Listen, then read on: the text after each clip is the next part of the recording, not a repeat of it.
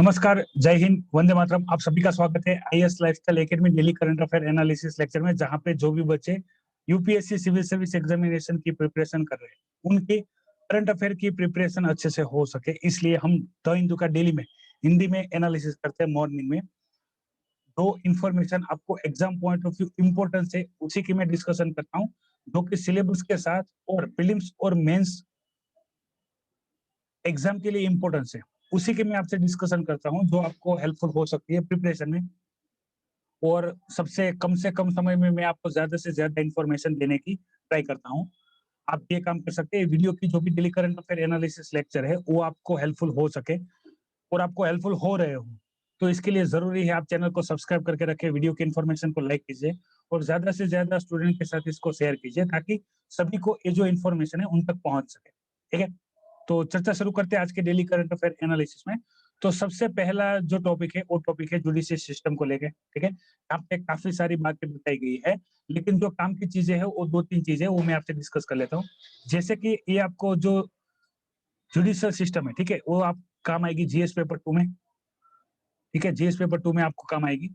और GS paper 2 में भी मैं स्पेसिफाई करूँ तो एक दो टॉपिक है कि भाई कंपैरिजन ऑफ कॉन्स्टिट्यूशन और सिस्टम, तो उसमें आपको अमेरिका के साथ ही कंपैरिजन पूछा जाएगा।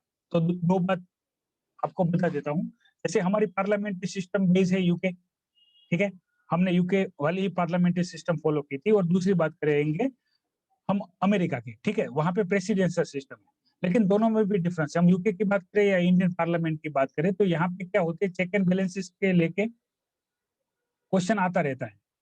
कहाँ पे, मेंस में स्पेशली, कि भाई हमारी जो भी जुडिशरी है वो हमारी लेजिस्लेचर और हमारी जो एग्जीक्यूटिव है उसमें पावर में जो पावर है उसका डिफरेंशिएट होना चाहिए, वो अच्छे से होना चाहिए, जो कि अमेरिकन सिस्टम में है, जो इंडियन सिस्टम में, इंडियन पार्लियामेंट्री सिस्टम में नहीं है। ठीक है, आप कभी कभी देखेंगे लेजिस्लेचर है वो जुडिशरी पे हावी हो जाती है, कभी कभी जुडिशरी लेजिस्लेचर पे हावी हो जाती है। क्लियर हम इसको आइडेंटिफाई नहीं कर सकते, इसलिए चेक एंड बैलेंस इसमें क्वेश्चन आते रहते हैं। ठीक है, भाई इंडिया की जो सिस्टम है वो अमेरिका की तरह चेक एंड बैलेंस से जुड़ी नहीं है, क्यों नहीं है? तो हम बात करें इंडिया में, जैसे जुडिशरी है, ठीक है, उसमें और जो लेजिस्लेचर है, ठीक है, उसमें आपको डिफरेंस देखने को नहीं मिलेगा। उसका भी रीजन है, जैसे कि अब ड्यूअल मेंबरशिप है, तो हमारे जो एग्जीक्यूटिव है वही हमारे लेजिस्लेचर है। ठीक है, वो आपको अच्छे से जानते हैं। और बाकी हम बात करें एग्जीक्यूटिव और लेजिस्लेचर के अलावा, तो लेजिस्लेचर का जुडिशरी पे ज्यादा कंट्रोल रहता है और कंट्रोल करने की ट्राई भी करते हैं। ठीक है, वो इंडिया में पॉसिबल है, जबकि अमेरिका में ऐसा नहीं है। अमेरिका में जुडिशरी जैसे चेक एंड बैलेंसेस अच्छे से है, वहां पे सेम सिस्टम है, एग्जीक्यूटिव, लेजिस्लेचर और जुडिशरी, वहां पे जो पावर्स है उसका डिस्ट्रीब्यूशन अच्छे से है, बैलेंस है। इंडिपेंडेंट नहीं कह सकते, डिपेंडेंट कह सकते हैं, लेकिन वहां पे जुडिशरी की सुप्रीमेसी ज्यादा है। बेस्ट एग्जांपल है, जो मैंने अभी आपसे डिस्कस कर दिया, कि डोनाल्ड ट्रम्प जी जो इलेक्शन हुए थे जो बाइडेन के साथ, ठीक है, जहां पे उन्होंने क्लेम किया कि भाई ये जो इलेक्शन है वो फेयर तरीके से नहीं हुए, ठीक है, जैसे होने चाहिए ऐसे नहीं हो सके और जितना मैं चाहता था। तो वहां पे जो उनकी सुप्रीम कोर्ट है जुडिशियल सिस्टम में, उन्होंने फैसला दे दिया कि जो भी इलेक्शन हुए वो फेयर तरीके से हुए और जो बाइडेन है उनको सही तरीके से मेजोरिटी मिली हुई है। ठीक है, स्टेट वाइज। तो ये फैसला वहां के डोनाल्ड ट्रम्प जी है उनको मानना ही पड़ेगा। ठीक है, तो आपको एक कंपेरिजन पूछ सकते हैं, बाकी काफी सारी बातें यहाँ पे लिखी गई है। ठीक है, ज्यादातर बातें थियोरेटिकल फॉर्म में जिसको आप कंबाइन नहीं कर सकते, और जो सिलेबस से जुड़ी बातें वो मैंने आपको बता दी, ये आप नोट कर सकते हैं। दूसरी यहाँ पे बात की गई है हमारी जो आईआईटी सिस्टम है एजुकेशन में, उसके लिए यहाँ पे तीन चार पॉइंट बताए गए, वो मैं डिस्कस कर लेता हूँ, बाकी आप डिटेल में इसको पढ़ सकते हैं। ठीक है, मेनली जो वहाँ के टीचर्स हैं उनकी और वहाँ की जो कॉलेज इंस्टीट्यूट है उनकी रेपुटेशन है। ठीक है, आईआईटी की जो संस्था है वो पूरे विश्व में जानी जाती है, जो भारतीय संस्था है जो एजुकेशन में अपना अच्छे से कंट्रीब्यूशन देती है। यहाँ पे कहा क्या गया है कि भाई यहाँ पे जो भी आप टीचर रखे, ठीक है, और टीचर की क्वालिटी भी अच्छी हो, आप उनको अच्छी सैलरी भी दे और उनको मेंटेन भी रखे, उनको परमानेंट करे।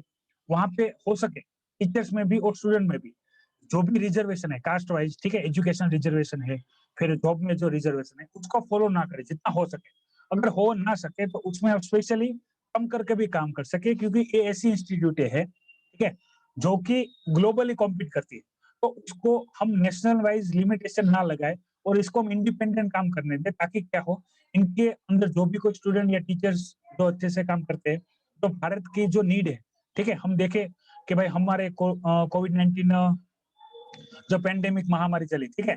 तो हम सोच रहे थे कि भाई कोई इंडियन साइंटिस्ट हो, इसकी वैक्सीन ढूँढे और जल्दी ढूँढे ताकि इसका फ़ायदा इंडिया को और इंडियन जीडीपी को दोनों को हो, ठीक है?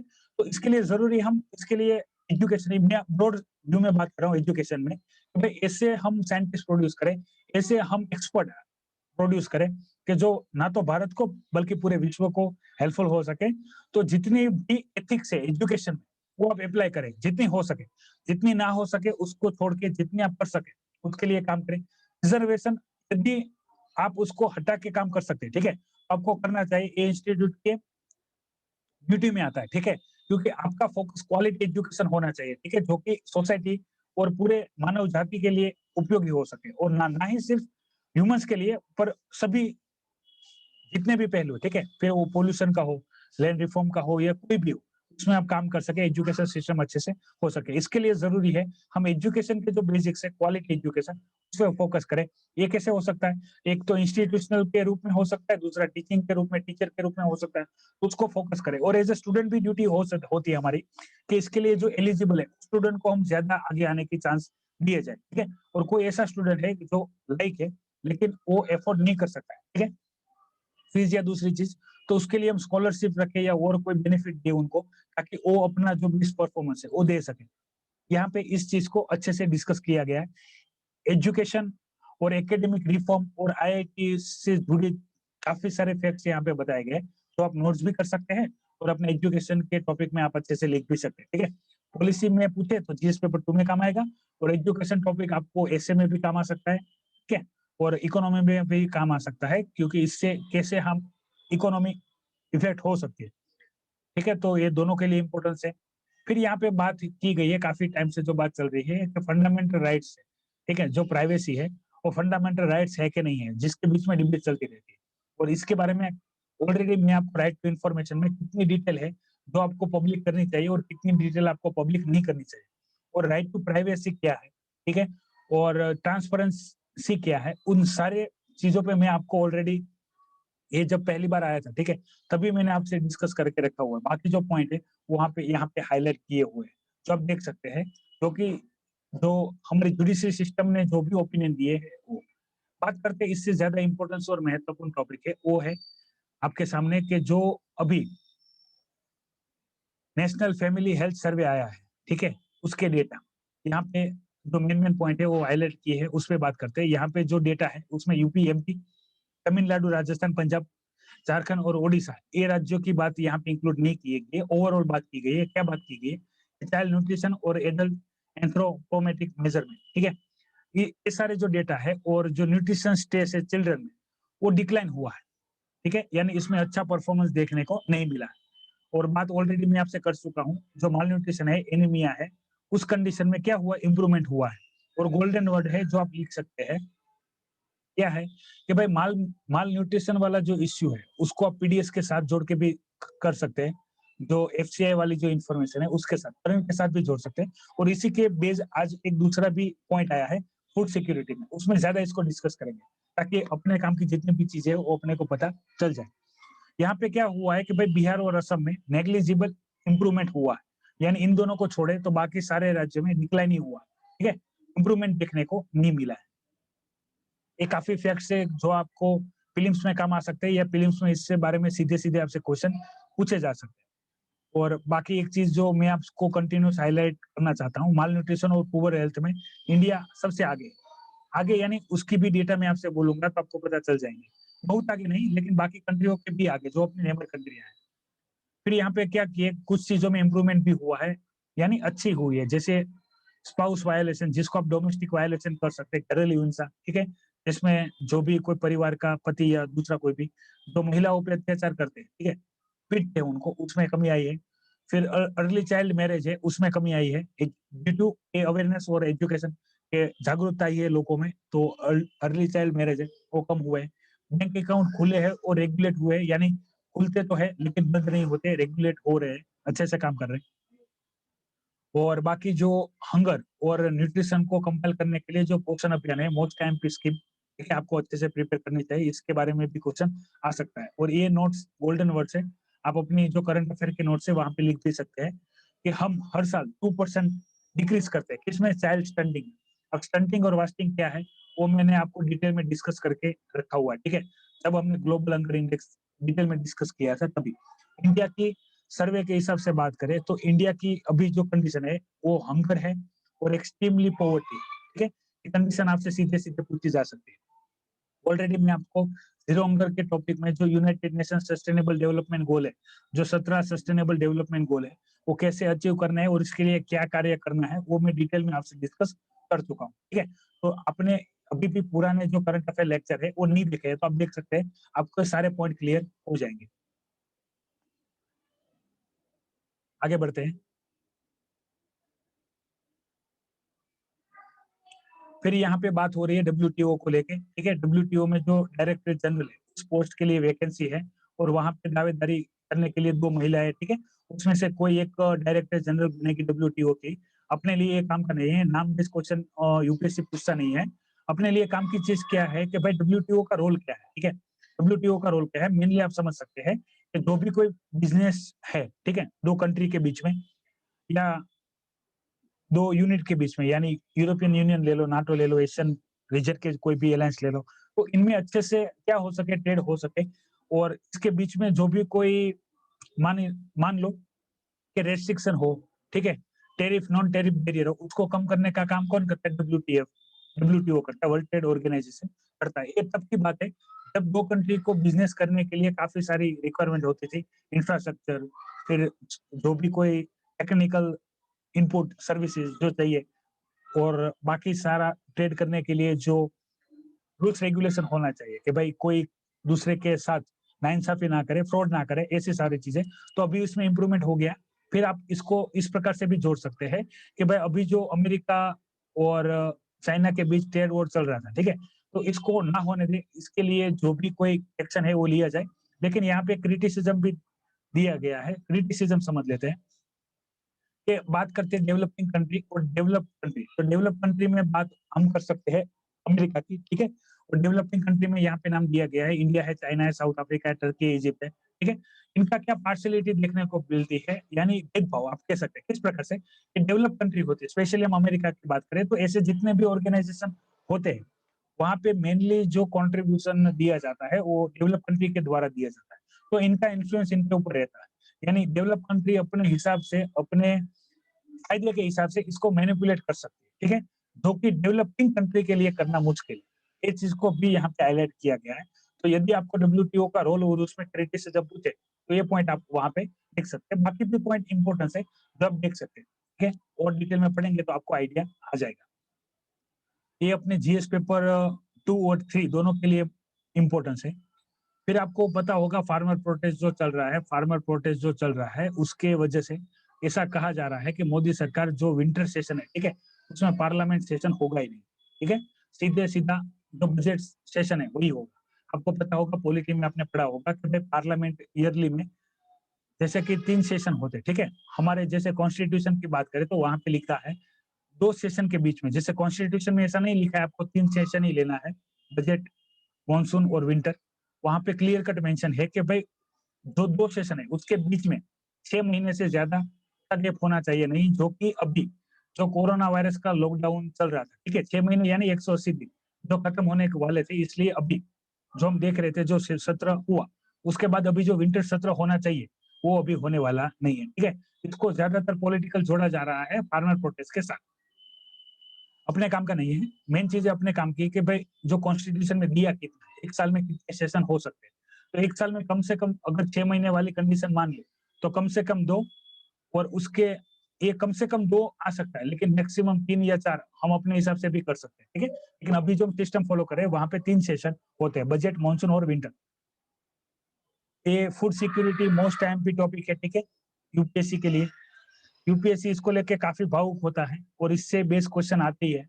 ये आपको काम आएगा जियोग्राफी में, ये आपको काम आएगा सोसाइटी में, ये आपको काम आएगा पॉलिटी में, ये आपको काम आएगा इकोनॉमी में, ठीक है? और ऐसे में भी काम आ सकता है, अगर पूछा जाए तो स्पेशली अभी फार्मर प्रोटेस्ट चल रहा है, इसको लेके भावुक हो जाए और पूछ ले। तो यहाँ पे बहुत सारे फैक्ट दिए गए हैं, ठीक है? डिटेल में इसको डिस्कस नहीं कर सकते, लेकिन जितने भी मैक्सिमम हो सकते हैं फूड सिक्योरिटी के ऊपर यदि आपने टॉपिक प्रिपेयर किया है, फूड सिक्योरिटी, ठीक है? तो आपको ये समझने में आसानी होगी। और आपने मेरे फार्म एक्ट वाला, जो फार्म बिल वाला जो लेक्चर है, जो कि अवेलेबल है यूट्यूब में भी, अगर वो आपने देखा है तो आप इसको अच्छे से कनेक्ट कर सकेंगे। सारे जो मैं आपको चीजें बताऊंगा एक बारी से बारी। तो महत्वपूर्ण फैक्ट है, इसके ऊपर क्वेश्चन आता ही है। आप 2019 का पेपर ले लीजिएगा, ठीक है, आपको मिलेंगे, 2018 के पेपर में भी मिलेंगे। यानी फूड सिक्योरिटी या फूड सिस्टम या फूड डिस्ट्रीब्यूशन, किसी भी चीज के साथ जुड़े हुए क्वेश्चन हो, वो आप फूड सिक्योरिटी में इसको इंक्लूड कर सकते हैं। तो बात करते हैं माल न्यूट्रिशन लेवल की। तो हमारी जो माल न्यूट्रिशन है इसकी इंडिया की, वो अफ्रीकन कॉन्टिनेंट से 2 गुनी ज्यादा है उनका लेवल। ठीक है, माल न्यूट्रिशन क्या है वो समझ लीजिए कि भाई हम बात करें खाना खाने की, तो हम दिन में 3 टाइम खाना खाते हैं। और अगर हम भारत में है और दिन में 3 टाइम खाना खाते हैं तो हम सुखी है, ठीक है, हम संपन्न है। क्योंकि ऐसे भी लोग हैं, जो भी आप देखेंगे तकरीबन 20 करोड़ लोग ऐसे हैं, ठीक है, 194 मिलियन लोग ऐसे हैं जो कि भूखे सोते हैं इंडिया में। तो जो 3 टाइम का खाना खाते हैं, ठीक है, उसमें भी कैटेगरी है, माल न्यूट्रिशन वाली कैटेगरी नहीं करते हैं, लेकिन 3 टाइम खाना खा रहे हैं, सुखी ऐसा मान के आप चल सकते हैं। अब माल न्यूट्रिशन क्या है कि भाई आप 3 टाइम खाना तो खा रहे हो, लेकिन उसमें से जो भी विटामिन, मिनरल्स जो चाहिए, प्रोटीन, ठीक है, जो बॉडी के फिजिकल और मेंटल डेवलपमेंट के लिए जरूरी है, ठीक है, बॉडी डेवलपमेंट में भी और मेंटल डेवलपमेंट में भी, तो इसके लिए जो जरूरी है ये आपको मिल नहीं रहे, तो आप माल न्यूट्रिशन के शिकार हैं, ठीक है। इसके वजह से आपको पता होगी काफी सारी बीमारियां भी होती है। स्टंटिंग वास्टिंग वाली जो कंडीशन है, ठीक है, ऑलरेडी मैं आपसे डिस्कस कर चुका हूँ, ये बार बार आपके पीछे पीछे आती रहेगी।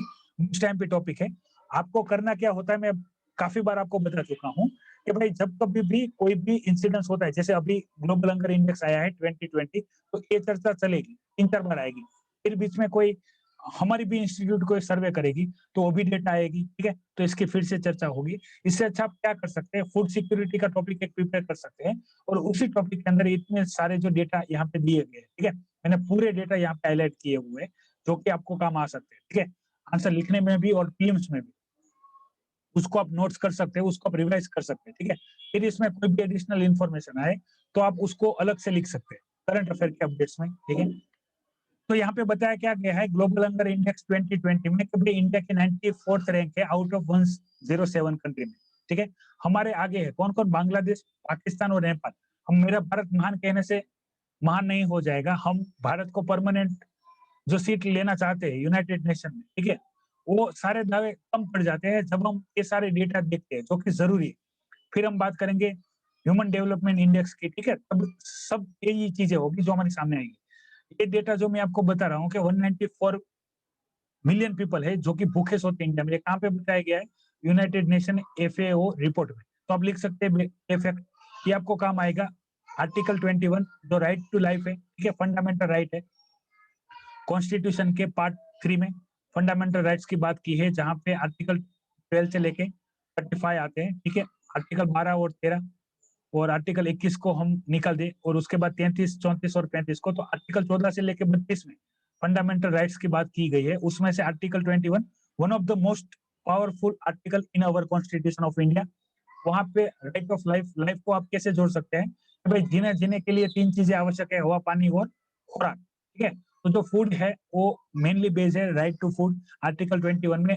फिल्म्स के लिए मल्टीपल चॉइस क्वेश्चन यहाँ से सीधा सीधा आ सकता है। आपको लगेगा पॉलिटी का स्टैटिक क्वेश्चन है, ना मेरे भाई, ये पॉलिटी का कोई स्टैटिक क्वेश्चन नहीं है, ये पॉलिटी विद करंट टॉपिक है, जहां पे ये डिस्कशन हुई है।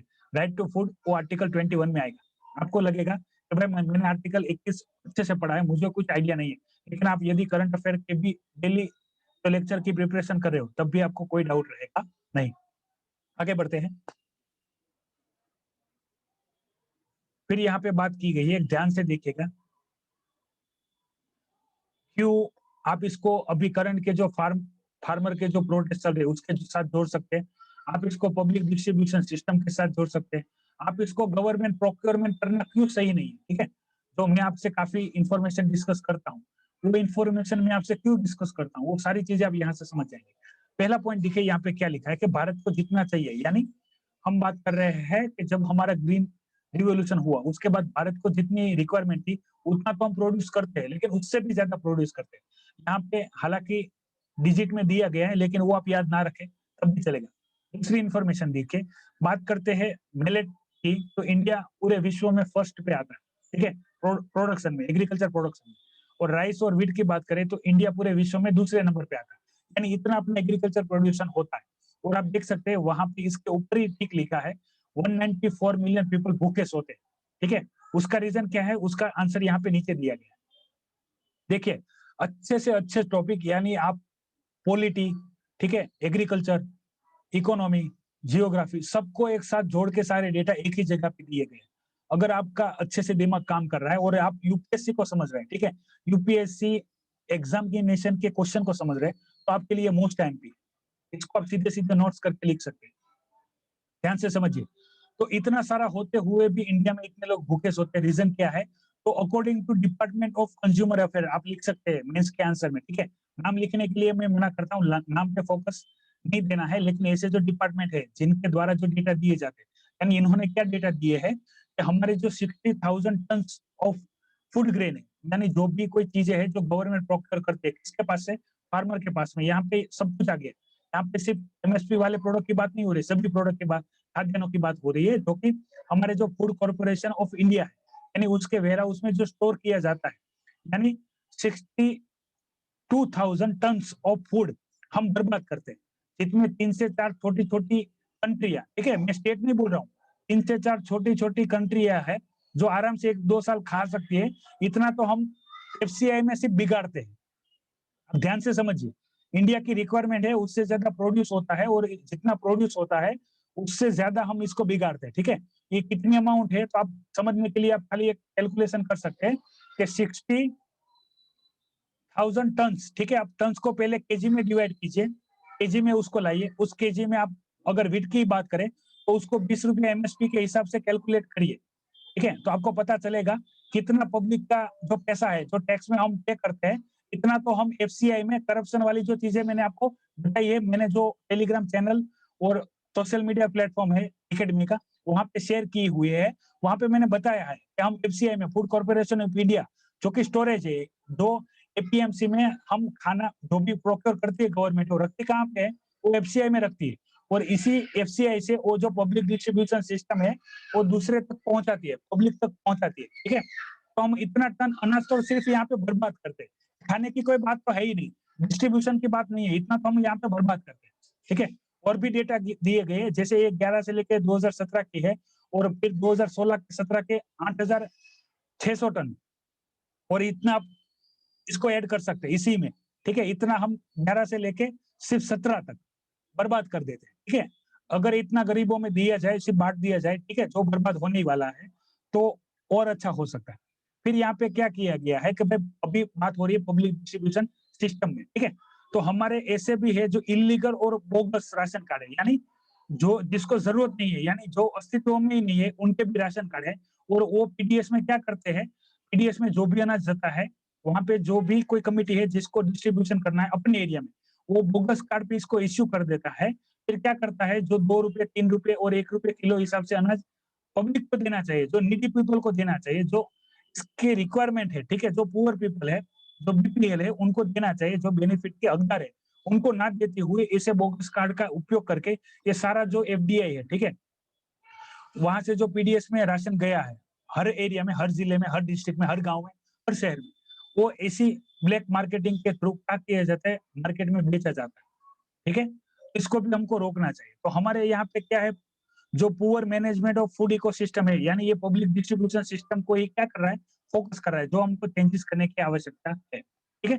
तो मोस्ट टाइम पे टॉपिक है, आप जो भी ये टॉपिक है, फार्म एक्ट का, गवर्नमेंट प्रोक्योरमेंट का, पब्लिक डिस्ट्रीब्यूशन सिस्टम का, ठीक है, एफसीआई का, आप अच्छे से लिख सकते हैं। यानी गवर्नमेंट सिर्फ किसानों को खुश करने के लिए प्रोक्योर करती रहे, ठीक है। और हमारे जो भी एपीएमसी वाले हैं, ठीक है, जो भी हमारे लाइसेंस धारक है, अड़तिया है, ठीक है, एजेंट है, जो प्रोक्योर करके अपना कमीशन कमाते हैं, तो गवर्नमेंट ये पब्लिक का पैसा, ठीक है, गवर्नमेंट प्रोक्योर कर रही है, वो अपने जेब से नहीं कर रहे, मोदी जी अपने जेब से नहीं कर रहे, अमित शाह अपने जेब से नहीं कर रहे, हम जो पब्लिक टैक्स पे करते हैं वही वहां पे जाता है गवर्नमेंट के फंड में, ठीक है, वही फंड से वो परचेस करते हैं, और ये पब्लिक का पैसा खराब हो रहा है, ठीक है।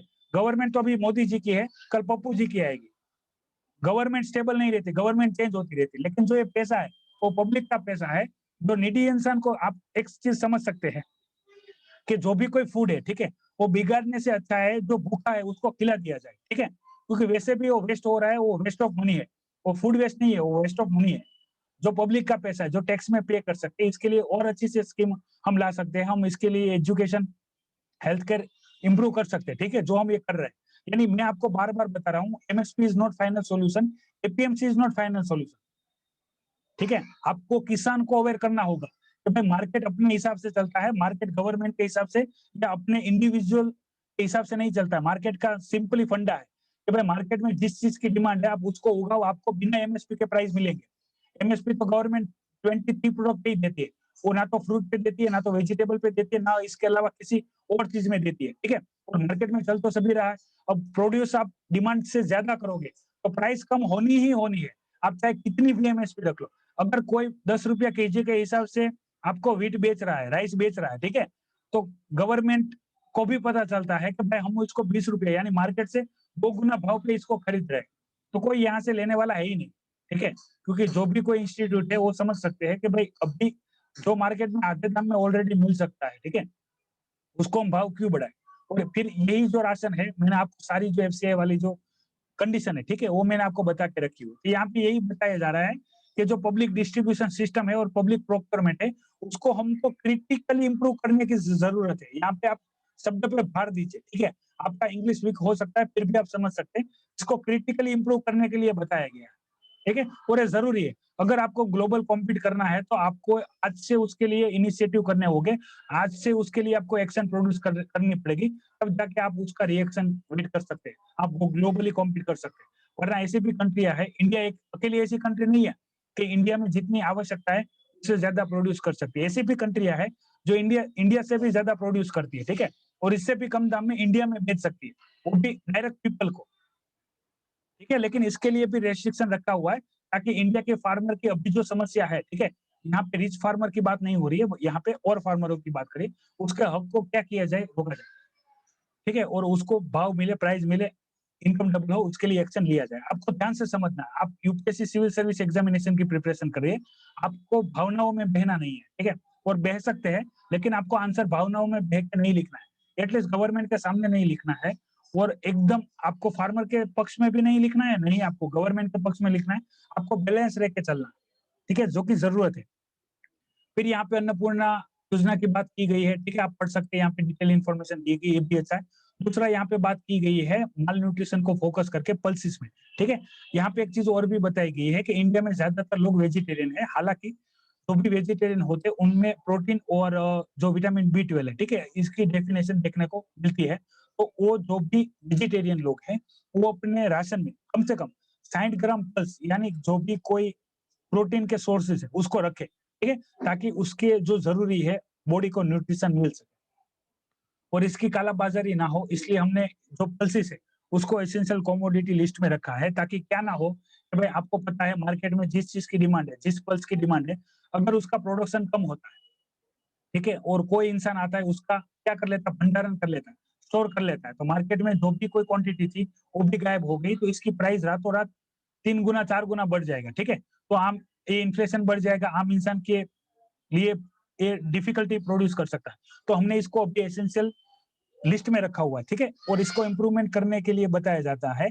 तो हम जैसे ही अपना जो पब्लिक डिस्ट्रीब्यूशन सिस्टम ठीक हो जाएगा, फिर हम इसको एसेंशियल कमोडिटी लिस्ट से बाहर निकाल के पब्लिक डिस्ट्रीब्यूशन सिस्टम में रख सकते हैं। मोस्ट टाइम पे टॉपिक है, आप इसको अच्छे से प्रिपेयर कर सकते हैं, ठीक है? आगे बढ़ते हैं। यहाँ पे एक बात हो गई है जो पॉलिटी से जुड़ा है और जो एब्यूज़ है, सेक्सुअल एब्यूज़ है उसके लिए डिस्कस नहीं करेंगे, पढ़ेंगे तो आपको पता चल जाएगा। चाइल्ड के लिए और चाइल्ड एब्यूज़ के लिए, ठीक है? आप सेक्सुअल एब्यूज़ में आपको पता होगा, आपको पॉक्सो एक्ट पता ना हो तो आप इसके लिए नोट्स बना के प्रिपेयर कर सकते हैं और एग्ज़ाम्पल के लिए एक एग्ज़ाम्पल आप लिख सकते हैं, ठीक है? तेलंगाना बेस्ड एग्ज़ाम्पल है, टीचर और स्टूडेंट जो कल है उसके लिए। डिस्कस नहीं करूँगा, आप पढ़ लीजिएगा, आपको पता चल जाएगा। और बाकी सारी जो न्यूज़ है, उसमें इंटरनेशनल न्यूज़ों की बात करें, तो वही सारी सेम रिपीटेड इन्फॉर्मेशन है, जो मैं आपसे डिटेल में ऑलरेडी डिस्कस करके रखा हुआ है। तो बाकी न्यूज़ों को छोड़ के जो करंट में न्यूज़ें है, उसके बारे में मैं बताऊँ,